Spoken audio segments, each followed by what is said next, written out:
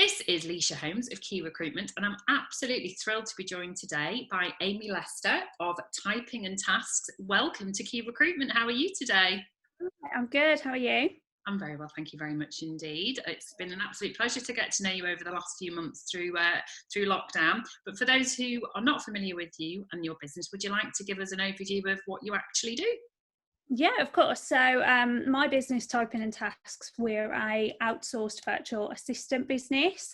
So essentially we help small business owners predominantly to make more time. So we take away anything that's distracting, anything that's sort of admin heavy, that's not generating them any business, and that allows them to focus a little bit more on the things that they're good at and the things that they enjoy and the things that make them money.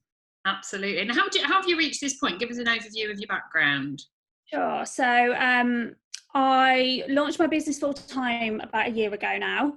Prior to that, I was working actually in a recruitment agency. So I was the kind of ops manager, but I did pretty much everything that wasn't actually recruiting. So that gave me kind of a really broad knowledge of things like finance, of marketing, of project management, and then all the kind of admin things that again like take up time, and that's kind of the role that I've always found myself in. I've always been I guess like a supporting cast member to CEOs, managing directors, and sort of team leaders in that space, and basically just felt like there was an opportunity there for me to be able to do this on kind of a more helpful way, I guess is the best way to describe it, in that helping more small business owners, instead of just focusing my attention on one, being able to work across sort of 6 or 7 different clients at any point to,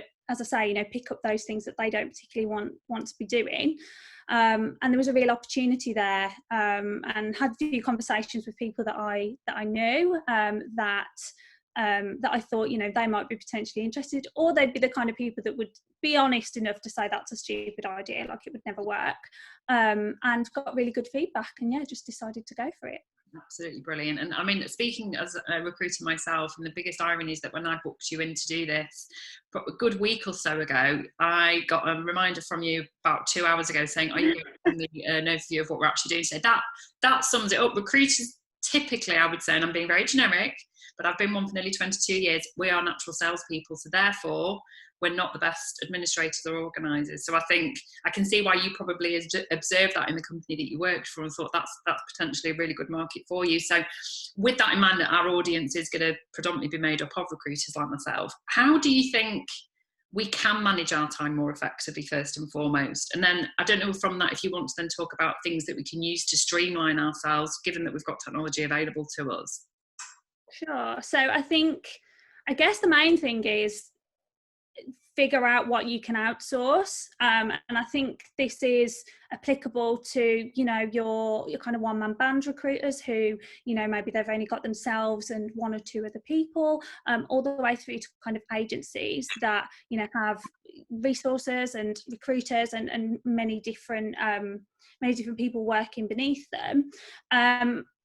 There's always the opportunity to be able to outsource things to people that have either a particular skill set or can do things more efficiently, and I think really being able to identify those pain points quite early on is very important, because it just saves so much time, especially like you say, predominantly in recruitment. And what I've observed, and certainly I've got clients that are recruiters now, they are natural salespeople. They need to do the things that they're good at, and one of the things they're not so good at is the back office, like the administration, making sure that CRMs and databases are kept up to date, making sure that, as much as obviously the deals are the thing that drive the business forward, obviously if you don't get around to sending the invoices, you're never getting paid, and making sure that those things are kind of outsourced to people that might be either have more capacity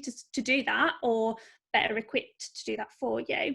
And then certainly, as you say, we're kind of at a really good point at the moment. Obviously with lockdown especially, there's a lot of innovation that's happening in terms of platforms and solutions to kind of make make virtual working, particularly in remote working, a lot smoother. And I think taking advantage of as many kind of platforms as possible to kind of automate things is also a really good tip. So things like even things like just having like an accountancy platform, like it's amazing really how many companies, how many individuals are just doing things on spreadsheets when there are more efficient ways to be doing them that they don't have to cost the earth.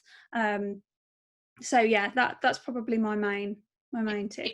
It can often be regarded as a false economy, can't it, to outsource? You think, well, if I just carry on doing everything on my Excel spreadsheet, it's going to save me however much a month by paying a CRM system, or thinking about some of the other elements, sending out terms and conditions, adding things to a CRM system, updating your website. If you were actually, as a business owner, to add up all those hours and then work out your hourly rate and then what potentially you would pay somebody like yourself, it is an absolute false economy.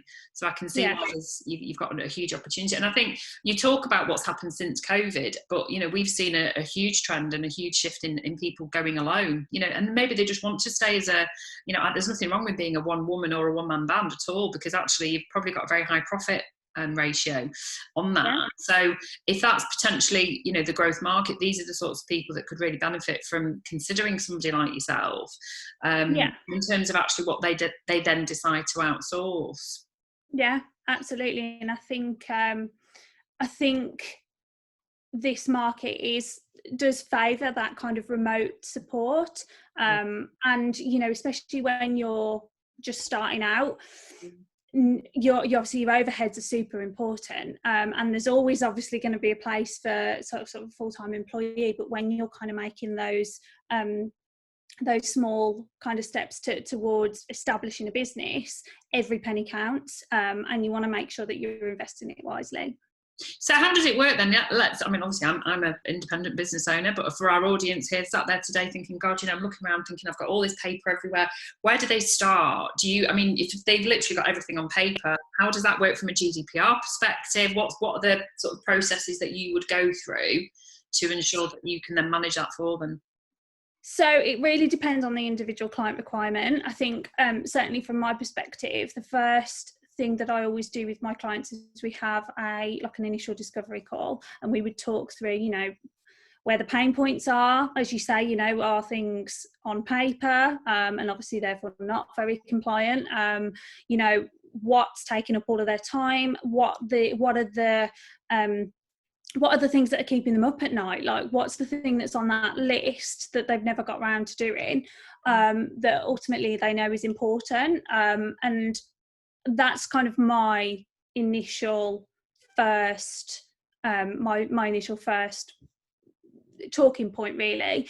And then from there we'll identify whether there is a real need to, I'm quite happy and comfortable to actually say, you need somebody in house. Like there are situations where they need a physical person, and I think a good VA will be able to identify the areas where they can add value versus the areas where actually you need somebody full time, or even from a GDPR perspective, there are people that are experts in that field, and likewise a good VA will always be able to say, like, this isn't necessarily my area of expertise, but I know somebody that is. And certainly the way that I have structured my business is that I have people, like it's really important to me that I have people within my network that I would trust as referrals, to say, like, I'm not the best person that can help you with this, but I know this person that is. You're effectively sort of living by your own mantra, which is you're outsourcing and sort of doing the right thing. And actually to hear that level of integrity is, a huge big tick from me, because sometimes we can't always help people, and it's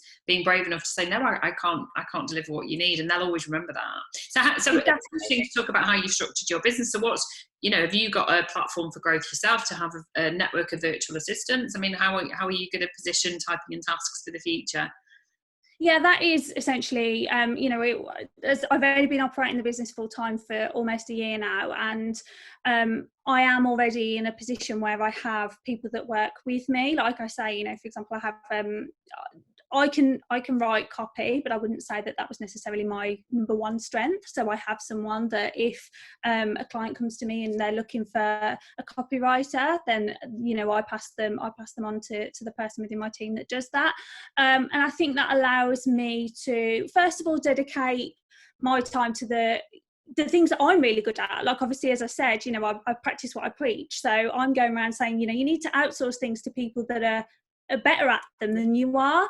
And I live by that mentality as well. And then it allows me to really kind of understand my clients at a deep level. So I'm very, in terms of how I work, I'm very proactive as well as reactive. So I'll always be able to identify areas where I can help them that maybe they haven't seen. And I think if I was in the kind of mentality that no, I've just got to say yes to everything, I've got to take everything on, that wouldn't allow me the freedom to do that. Yeah, I agree. I think that level of objectivity and impartiality is really crucial, of having an external person rather than just an employee as such.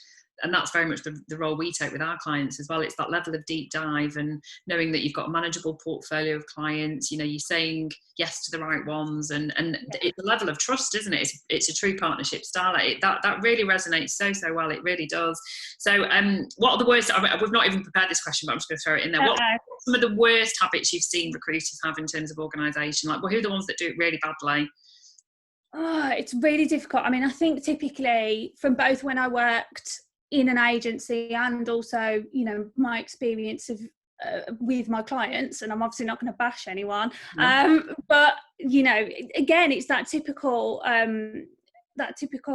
idea that people that work in recruitment, they're salespeople at the core, and so the admin does slide, and it'll be the basic things, because when you're really busy and you've got deals going around your brain and you're thinking, okay, I've got to work through this process, you're worried whether somebody's going to accept an offer or whether they're going to get countered, and you're kind of that all of that's going through your brain. The things that you can't think about are, have I updated the CRM properly? Have I clocked in today? Have I booked my holiday? Like, it is the kind of basic admin that, it's, as somebody that works in the back office, it can be infuriating that something so basic gets missed, but that's why people like me exist. That's why people have in recruitment have ops managers and marketing managers and people that pick up the stuff that doesn't necessarily generate any revenue.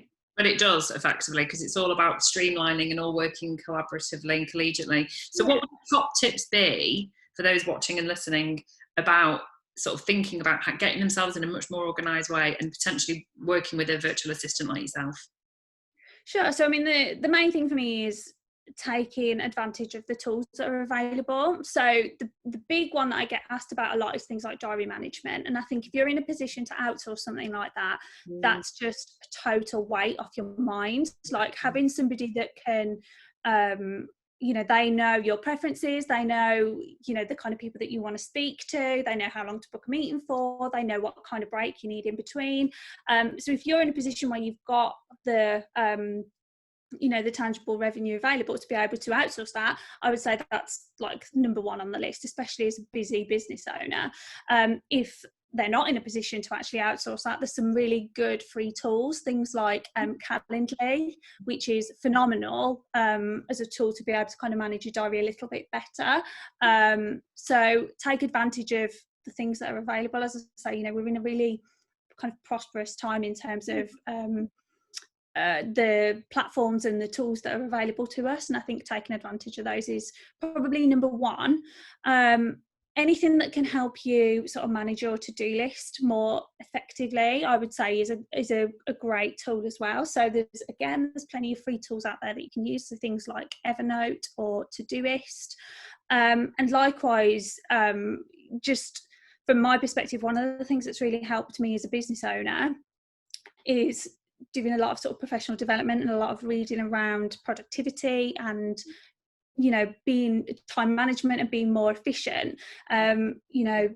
Eat the frog, so do the thing that you don't want to do first, like get that big chunky task that you've been putting off the list first of all, and kind of structure your day in a more manageable way. I love that. Eat the frog. That might be the name of this post, I think.